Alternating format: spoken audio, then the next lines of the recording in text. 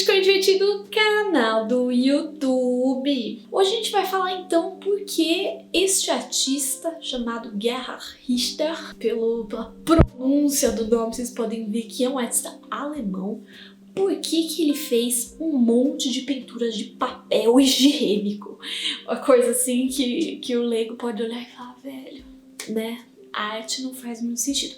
Mas a gente vai entender que na verdade faz sentido. Então é o seguinte, primeiro a gente tem que entender um pouco sobre esse artista, sobre a vida dele, para entender por que ele fez esse monte de obra desse jeito, representando, né, esse tema tão particular que está sempre aí na vida diária de todo mundo, né, quase todo mundo, mas não é assim muito representado, que é o nosso livro de papel higiênico. Então a primeira coisa que a gente tem que saber é que esse artista nasceu então em 1932, na Alemanha. Eu gravando esse vídeo aqui em 2023, ele ainda tá vivo, pessoal, ele tem 91 anos. É muito longevo ele. E o rolê, então, é que ele nasceu ali entre as duas guerras, né? Entre a Primeira Guerra Mundial e a Segunda Guerra Mundial. Vamos lembrar, então, que depois da Segunda Guerra, os aliados foram lá e tomaram conta ali da Alemanha por um tempo para dar uma organizada no rolê. E daí a gente tem toda essa história do Muro de Berlim e tal, que dividia Berlim no meio, né, tipo o lado ocidental e o lado oriental. E o que acontece então?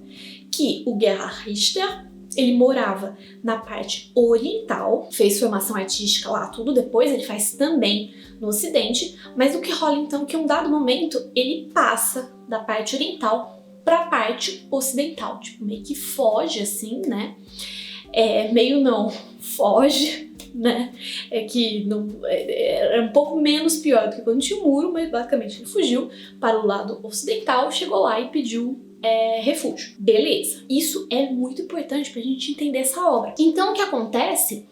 Que um dos temas que ele trabalhou muito, justamente depois que ele foi aí pro ocidente, foi algo ligado à pop art, que a gente já falou aqui no canal também. Caso você não tenha visto, vou deixar aqui embaixo o link de vídeos diversos sobre a pop art. Então, que é essa representação da sociedade do consumo, do mundo capitalista, de produtos aí da sociedade do consumo, dessa mídia que nessa época tá cada vez mais forte. Então lembremos das obras, por exemplo, do Andy Warhol, mostrando produtos, obras da pop art mostrando, por exemplo, coisas que lembram aí publicidade, que lembram propagandas, né?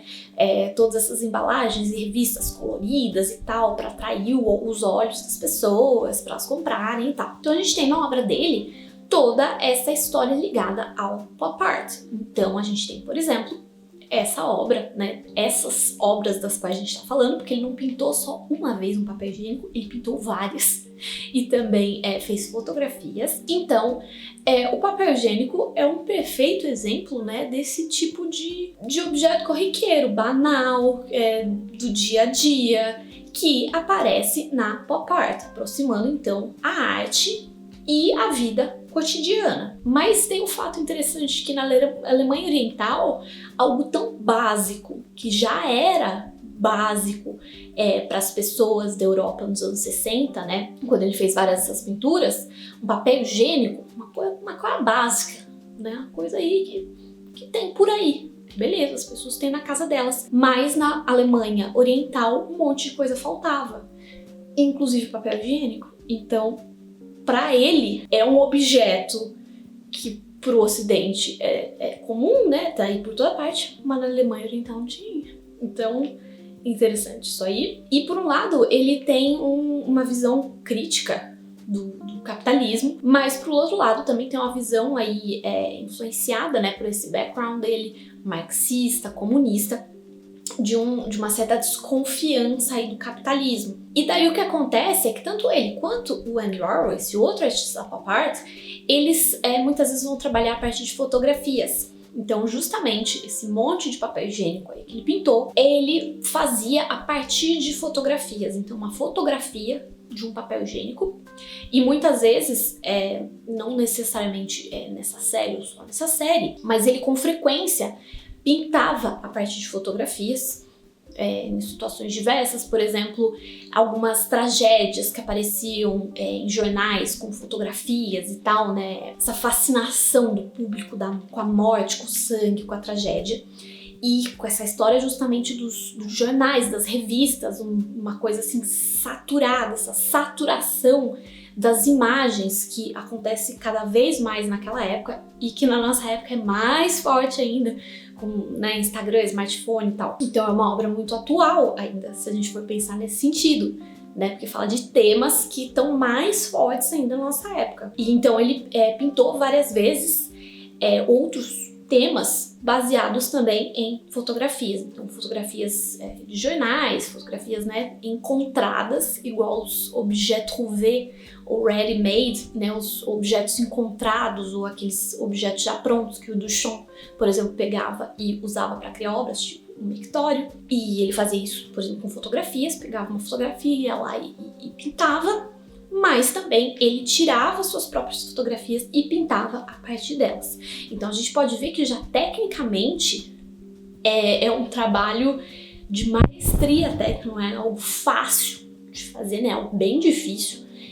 Na verdade, né? Uma representação de qualidade técnica bastante elevada. E daí, mais recentemente, por exemplo, nos anos 90, ele daí tirou fotos dessas obras. Então, invertendo aí o processo. Então é uma foto de uma pintura que veio de uma foto. Um processo quase cíclico. E tem uma crítica a essa reprodutibilidade, né, absurda aí das coisas. Então, uma perda dessa aura, uma aura da qual fala o Walter Benjamin, quando ele fala da reprodução de obras de arte em fotografias. Então, a perda da aura da obra de arte, o aqui e o agora da obra, que é diferente. Você vê a obra pessoalmente e você vê uma foto.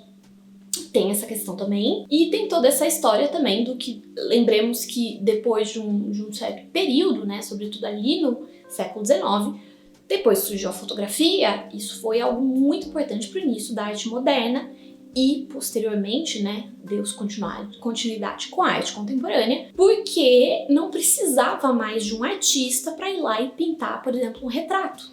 Tinha a fotografia, que fazia isso, inclusive, muito mais rápido. Por mais lento que fosse o processo fotográfico no passado, ainda era muito mais rápido do que fazer um retrato, por exemplo, a óleo. Então, tem-se essa questão também dessa substituição da pintura ali perfeita, né, que mostra a realidade como ela é, né, que não é aquela coisa expressionista, que é cubista, que, né, o artista pode colocar outros elementos, colocar sentimentos, imaginação e ver, colocar ali o mundo da maneira que ele enxerga, né, uma maneira subjetiva, sendo que antes era muito mais objetivo, né, era algo, uma figuração muito mais aí mimética no sentido de imitar a realidade. E aqui ele tá jogando com isso também. Então, a fotografia que substituiu a pintura, mas daí ele vai lá e faz uma pintura de alta qualidade técnica que imita direitinho a fotografia, né, que imita a realidade mostrada naquela fotografia, igual às pinturas de antigamente. Então tem todo esse jogo entre fotografia, pintura, representação mimética, toda essa questão. Então, como nós acabamos de ver, é muito mais complexo do que simplesmente pintar papel higiênico, né? Tem todo um sentido por trás desse pintar papel higiênico, e é por isso que eu sempre falo aqui no canal, não julguem as obras antes de conhecê-las, porque às vezes elas podem ter uma história muito interessante e você nem imagina, você acaba aprendendo um monte de coisa até com aquela história. Quer dizer, você sabia que na Alemanha Oriental não tinha papel higiênico? Que aprendeu por causa dessa obra nesse vídeo, cara. Então, assim, a gente já pode aprender ainda muitas coisas. Tem obra que às vezes vai ser aleatória mesmo, isso acontece, mas não são todas. Então, não vamos olhar para as obras e já falar, ai, não gostei, aleatório. Não, vamos, né, ir de coração aberto. Se vocês gostaram desse vídeo, deixa aí o seu like, comentário, curte, compartilha essas coisas todas, se inscreve no canal.